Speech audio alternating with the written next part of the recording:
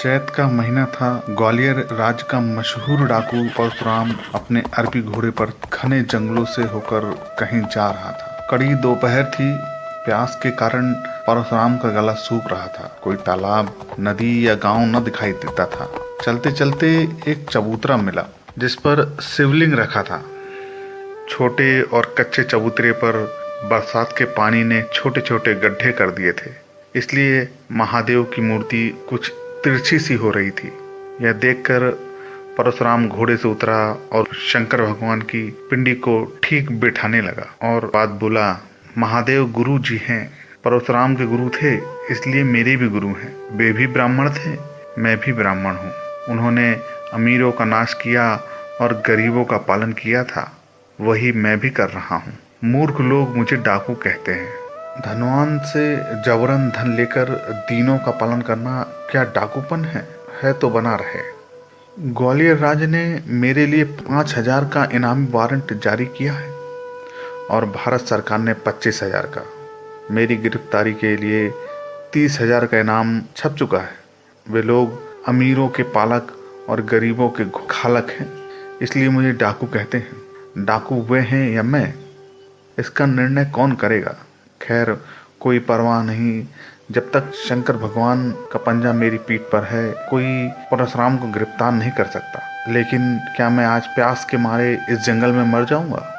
मेरे 15 साथी और बहादुर हैं, अपने अपने अरबी घोड़ों पर मुझे खोज रहे होंगे। जब वे मुझे इस जंगल में मरा हुआ पाएंगे तब वे बड़े दुखी होंगे। शंकर बाबा, गुरुदेव, क्या एक लोटा पानी के लिए आप मेरी जान ले लेंगे? तब तक एक बुढ़िया वहां आई। उसके हाथ में एक लोटा जल, लोटे के ऊपर एक कटोरी थी जिसमें मिठाई रखी थी। परशुराम बोला, बूढ़ी माई, तुम कहाँ रहती हो?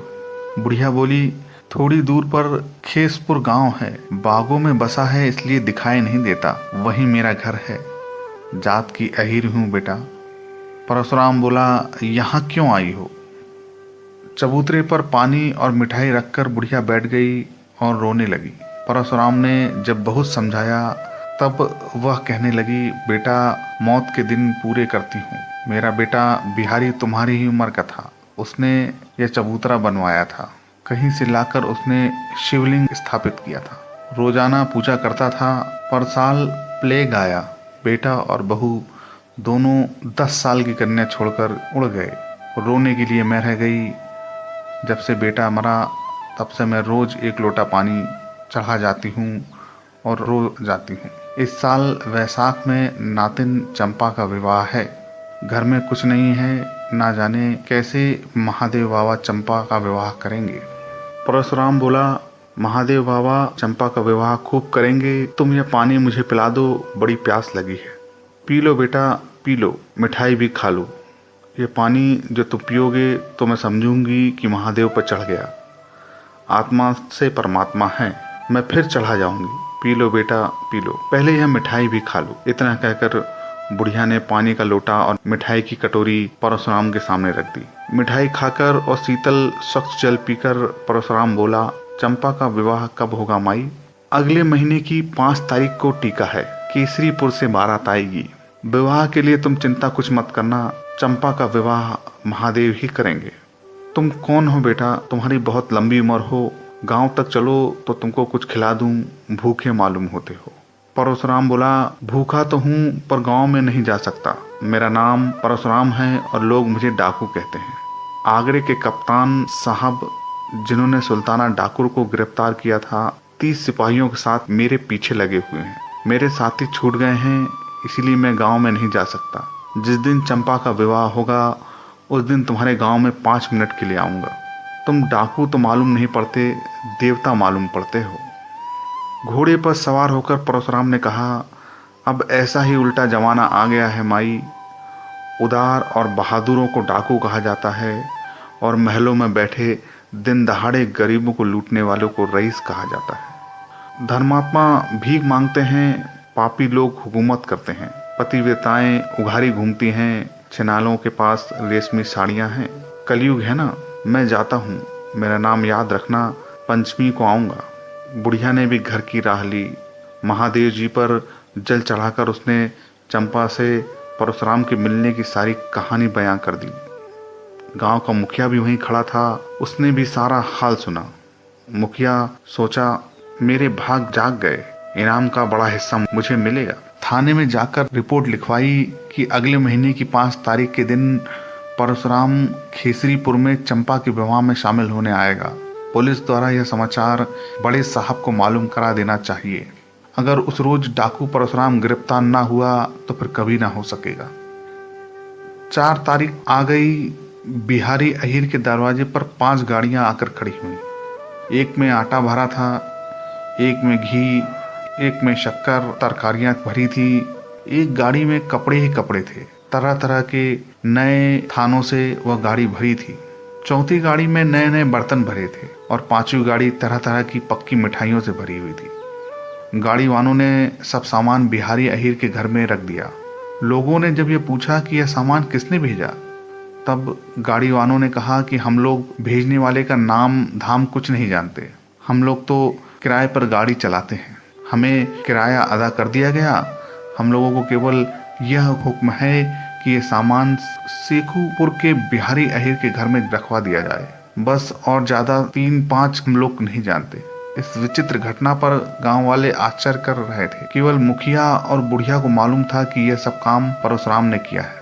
मुखिया ने थाने में इस घटना की रिपोर्ट लिखा दी और यह भी लिखवाया कि कल 5 तारीख के दिन सुबह सुबह जब चंपा के फेरे पड़ेंगे, उस समय कन्यादान देने हेतु परशुराम की आने की उम्मीद है, क्योंकि वह अभी तक खुद नहीं आया है। 5 मिनट के लिए गांव में आने का उसने वचन किया है, चाहे धरती इधर से उधर हो जाए। परशुराम का वचन खाली नहीं जाता। 4 तारीख की रात में ही मिस्टर यंग साहब अपने 30 सिपाहियों के साथ खेसरीपुर आ धमके। उन सबों ने घोड़ों के सौदागरों का बेस बनाया था। मुखिया के दरवाजे पर वे लोग ठहर गए। गांव वालों ने जाना घोड़े के सौदागर लोग मेले को जा रहे हैं। मुखिया और चौकीदार के सिवा असली भेद कोई नहीं जानता था। 5 तारीख का सवेरा हुआ। परशुराम ने जो ही घोड़े पर चढ़ना चाहा, त्यों ही छींक हो गई। एक साथी का नाम रहीम था। घोड़े की सवारी और निशाना लगाने में कोई मुकाबला न था। रहीम ने परशुराम को रोकते हुए कहा, कहाँ जा रहे हैं आप? परशुराम बोला, चंपा का कन्यादान देने। तुमको तो सब हाल मालूम करा दिया था, रोको मत, रोक नहीं सकता। रहीम बोला, बात यह है कि यंग साहब अपने 30 सिपाहियों के साथ उधर ही गए हैं। उन लोगों ने सौदागरों का भेष धरा है, मगर मेरी नजर को धोखा नहीं दे सकता। परशुराम बोला, घूमने दो, क्या करेगा यंग साहब?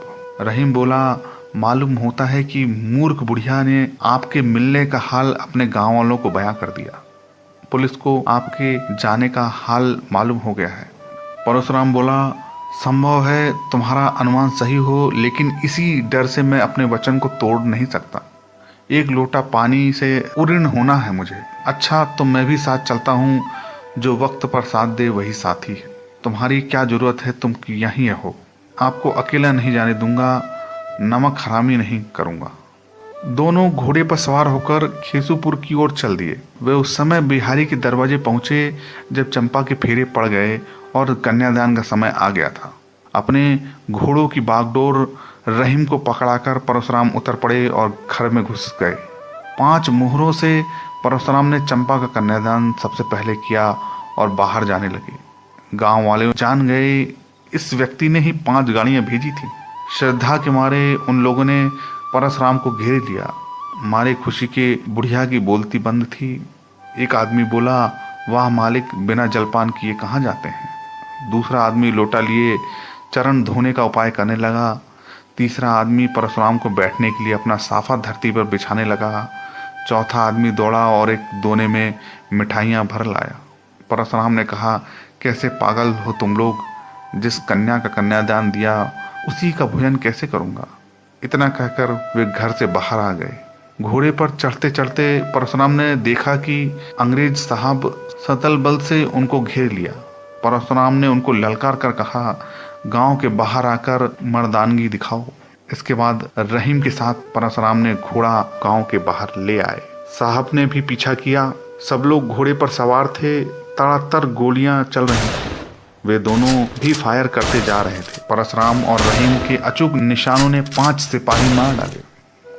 परशुराम को भागने का अवसर देने के लिए रहीम अपना घोड़ा पीछे लौटाया और वह सिपाहियों के साथ जूझने लगा।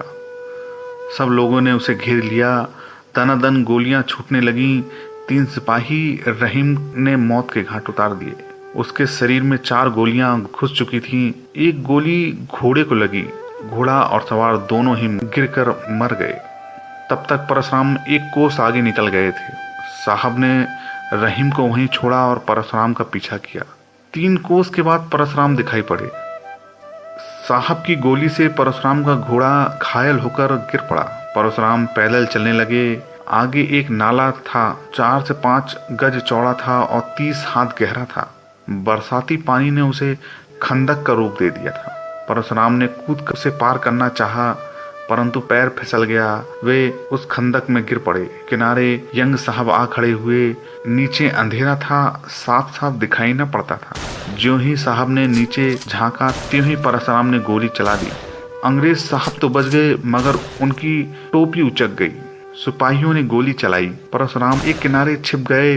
अंग्रेज बोला, 30 हाथ गहरे गड्ढे में गिरा है, लेकिन वहां से भी निशाना मार रहा है।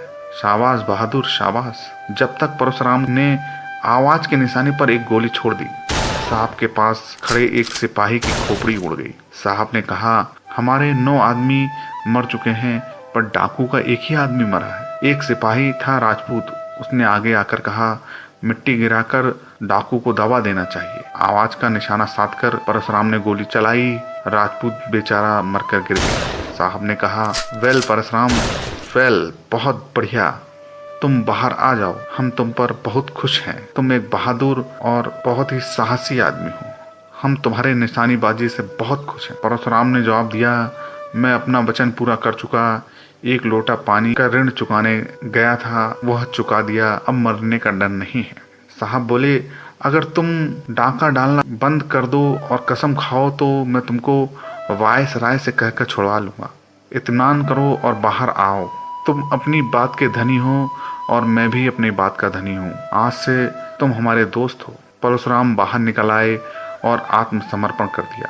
अंग्रेज साहब ने उसको गिरफ्तार कर लिया और आगरा ले गए। कुछ दिनों मुकदमा चला, मगर अंग्रेज साहब ने परशुराम को साफ बरी करा दिया। परशुराम ने समझ लिया, अच्छा उद्देश्य होने पर भी आखिर डकैती थी बहुत बुरी चीज, उसका समर्थन हो ही नहीं सकता। अतएव उस काम को छोड़ दिया। वे साधु हो गए और अपने साथियों को नेकी का जीवन व्यतीत करने का उपदेश दिया। परशुराम ने हरिद्वार में जाकर 5 साल घोर तपस्या की। गंगा जी की बीच धारा में खड़े होकर शरीर त्याग दिया। परशुराम ने यह दिखला दिया कि विपत्ति को देखकर भी वचन का पालन करना चाहिए।